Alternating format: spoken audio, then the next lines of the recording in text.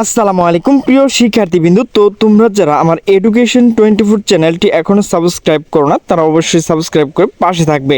তো তোমরা যারা যশোর বোর্ডের শিক্ষার্থী রয়েছে, তো তোমাদের যে আজ এসএসসি পরীক্ষা তথ্য ও যোগাযোগ প্রযুক্তি এমসিকিউ, তো সেটি নিয়ে হাজির হলাম। তো আমার কাছে কিন্তু খ সেট রয়েছে, তো তোমাদের ক খ গ সকল প্রশ্ন কিন্তু তোমরা এর ভিতর থেকে পেয়ে যাবে। তো আমি শুধু তোমাদের উত্তরটুকু বলে দিচ্ছি।